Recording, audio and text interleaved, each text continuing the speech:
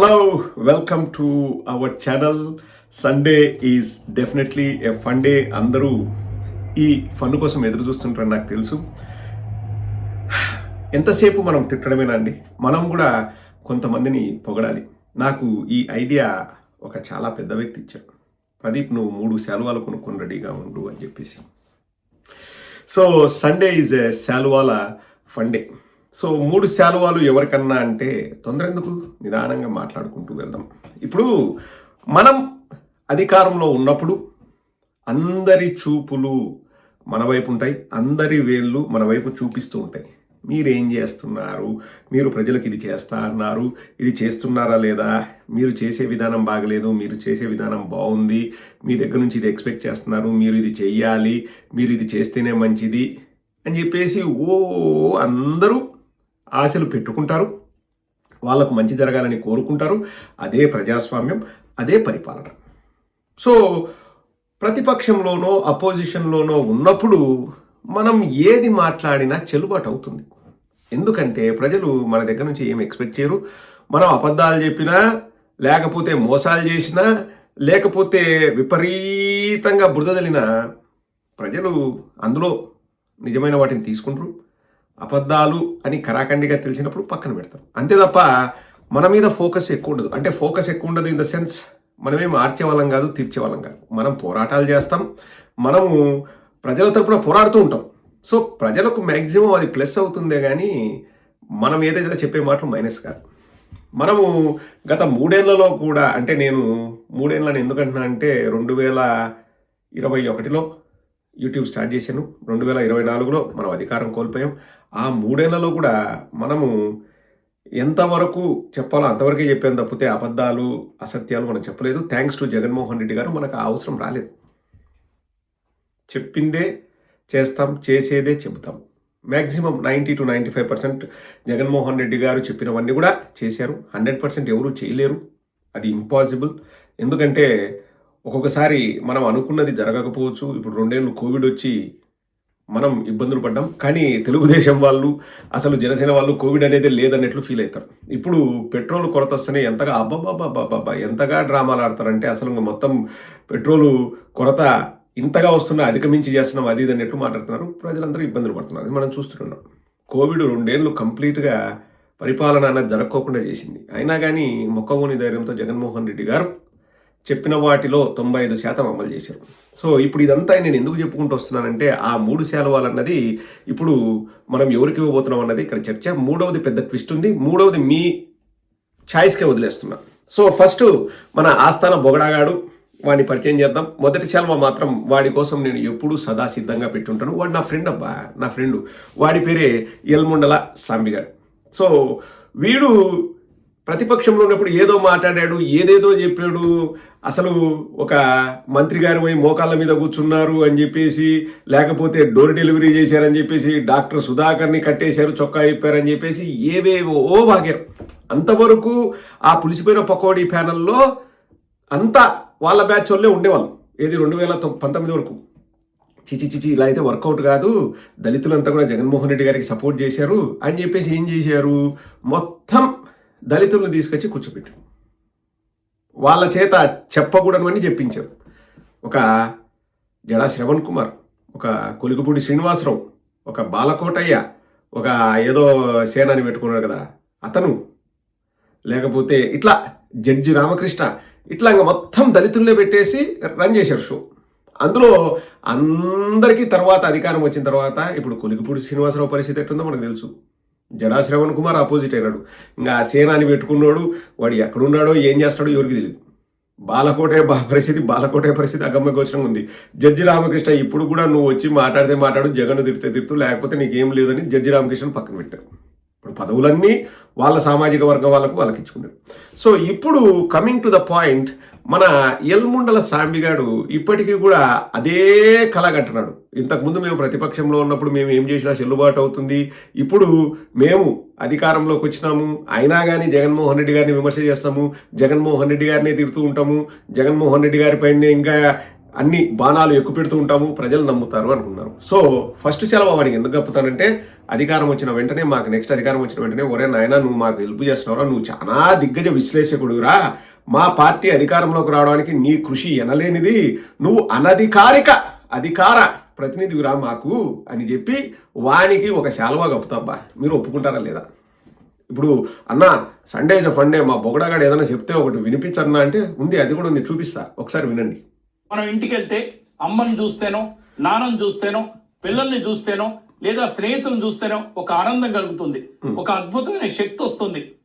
నేను కూడా హిపోక్రసీ కాకపోయినా ఒక మాట చెప్తా. హిపోక్రసీ మా చైర్మన్ గారి ఆఫీస్ లో ఉన్నప్పుడు మేము కలిసింది వేరే ఉంటది, ఊహించుకుంది వేరే ఉంటది. ఒక తృప్తి ఉంటది మాకు, ఒక ఒక ఒక శక్తి వస్తున్నట్టు ఉంటది మాకు, ఎవరికైనా అంతే.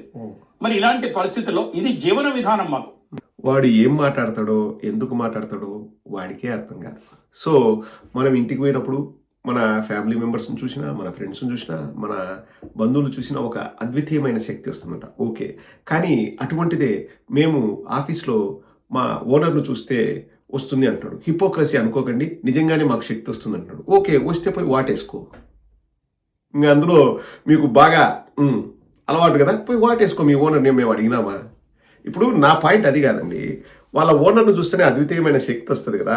మధ్యలో 6 నెలలు ఎందుకు మీ ఓనర్ని అదే స్టూడియోలో నువ్వు చూడలేకపోయావు?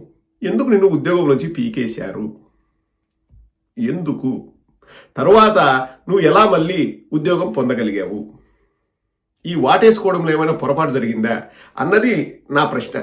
అంటే వాడు చెప్పిన పాయింట్ నేను మాట్లాడుతానండి. 6 నెలలు వాడు లేడు, ఉద్యోగం లేడు అంటే ఇది అధికారం, వాళ్ళ టీడీపీ అధికారంలోకి వచ్చిన వెంటనే ఒక 6 నెలలు TV5 స్టూడియో నుంచి వీని పక్కన పడేశారు మా సాంబి గారిని. నేను చాలా మదనపడ్డా. నా బాధ వర్ణనాతీతం. ఏమైంది మా సాంబి గారికి? ఫోన్ చేద్దామంటే వాడి నెంబర్ నా దగ్గర లేదు.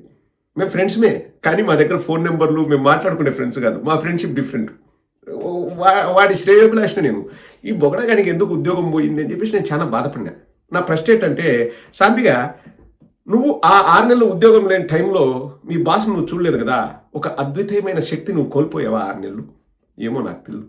కానీ నిన్ను మళ్ళా ఆ ఉద్యోగంలో చేర్చినందుకు నేను ఇచ్చిన శాలువాని నువ్వు ఆ శాలువా తీసుకొని నీ బాస్ గప్పు. మళ్ళీ అతని కోసం నేను ఎక్స్ట్రా శాలువాలు నేను పెట్టుకోలేదు, నాకు ఇచ్చిన శాలువానే అతని గప్పు. ఎందుకంటే అతను లేకపోతే నీ కామెడీని మాకు చూపించేవాడు ఎవరు ఉండరు. సో అతను బొగడా నెంబర్ 1. ఇక బొగడా నెంబర్ 2 ఎవరంటే వెంకటకృష్ణ. ఇతనికి కూడా ఒక శాలువా కప్పాలనుకున్నా. వెంకటకృష్ణ అంటే ఇంతకుముందు ఏదో AP 24/7 ఒక ఛానల్ ఉండేది, దాంట్లో నీతి నిజాయితీగా బతికేవాడు, ఏదో చెప్పేవాడు, బాగానే చెప్పేవాడు. అప్పుడు 2019లో తెలుగుదేశం ఓడిపోయినప్పుడు ఎందుకు ఓడిపోయింది, రాజధానిలో ఇలకత మఫిలియా జరిగింది, అది దాన్ని అన్నీ చెప్పినాడు. తరువాత ఎప్పుడైతే ABNలోకి వచ్చినాడో ఇంకా సంకల్ నాకడం ఇంకా అదొక జీవిత ధ్యేయంలాగా పెట్టుకున్నాడు. సంకల్ నాకి రావడము వాగడము ఇష్ట రీతిలో వాగుతాడు. మొన్నటికి మొన్న మా ఓనర్ పిల్లలు ల్యాండ్ కొనకూడదా నీరుకొండలో, మీకు నొప్పా, కొంటే నొప్పే అంటాడు. మాకేం నొప్పి లేదే.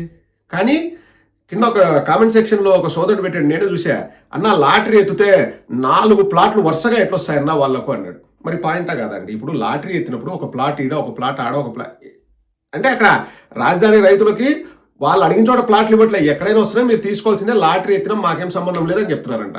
మరి ఈ ABN రాధాకృష్ణ పిల్లలకు 4 ప్లాట్లు ఒకే చోట ఎట్టొస్తాయండి? మనం అడగకూడదంట. అడిగితే ABN వెంకటకృష్ణకి కోపం వస్తుందంట. ఇంకా జర్నలిజం చేస్తాడండి, ఇంకా ఏవేవో మాట్లాడుతుంటాడు. మళ్ళా తెలివైనడు ఏమంటాడంటే నాకు తెలియదు కానీ అంటాడు. సో ఫస్ట్ టీడీపీని సంకనాగిపించే దాంట్లో ప్రధాన భూమిక మా మిత్రుడు ఎల్ముడల సాంబిగాడు తీసుకుంటే, రెండవ ప్రధాన భూమిక మా వెంకటకృష్ణ తీసుకున్నాడు, వెంకటకృష్ణ. సో అతనికి కూడా ఒక శాలువా కప్పుతున్నా. ఇంకా మూడోది ఎవరన్నా అని మీరు అనుకోవచ్చు. ఇక్కడే 3వ దాంట్లోనే పెద్ద కన్ఫ్యూజన్ వచ్చింది నాకు. కాంపిటీషన్ తీవ్రతరం అవుతుంది. ఏంటి, పక్క ప్లేట్లో తినే ఆర్తనాదాల మూర్తి అనుకునేవా? కాదు. ఆర్తనాదాల మూర్తిది ఒక డిఫరెంట్ కైండ్ ఆఫ్ ఏడుపు. ఆ ఏడుపు ఇంకా మనకు అర్థం కాని ఏడుపు, మనం పట్టించుకోవాల్సిన ఏడుపు కాదు అది. ఏడుస్తూనే ఉంటాడు. అవన్నీ ఏంటంటే ఆర్తనాదాల మూర్తి ఏంటంటే ఆడవాళ్ళు ఏడ్చినారు, కాదంబరి జత్వాని, లేకపోతే పక్క ప్లేట్లో తినడము, మళ్ళా ఆ కొంపలో కుంపట్లు పెట్టి దాన్ని తీసుకొచ్చి మీడియాలో కూర్చోబెట్టి ఈ మొగుడు పిల్లల మధ్య నీకు వాళ్ళిద్దరి మధ్య సఖ్యత కుదర్చాలంటే నువ్వు ప్రైవేట్గా కుదర్చాలి, కానీ స్టూడియోకి తీసుకొచ్చి వాడిట ఈడిట, ఆ మొగుడిట, ఈ పిల్లగిట, ఈ రంకు భాగవతాలు ఇంకా మూర్తికే చెల్లింది. సో మూర్తిని డిలీట్ చేస్తున్నా, మూర్తి కాదు. ఇప్పుడు మూడో వ్యక్తి ఎవరంటే, ఇప్పుడు ఒకడు ఉంటాడు పొట్లాలు చుడుతుంటాడు, టాల్కమ్ పౌడర్ వంశీ. నేను ఆ శాలువా టాల్కమ్ పౌడర్ వంశీకే కప్పుదాం అనుకున్నా. ఎందుకంటే ఇంకా పొట్లాలు చుట్టిందే ఏం మాట్లాడుతుంటాడు ఏమీ తెలియదు. వాళ్ళే తెలుగుదేశంలో తిట్టుకుంటారంట, ఈయనకి ఎట్రా స్వామి చంద్రబాబు నాయుడు బేటా ఇస్తాడు, ఈడు వచ్చి వాగుతాడు. అదిగాక తెలంగాణ వాళ్ళు వాడి మీద గరంగా ఉన్నారు, మామూలు గరంగా లేదు.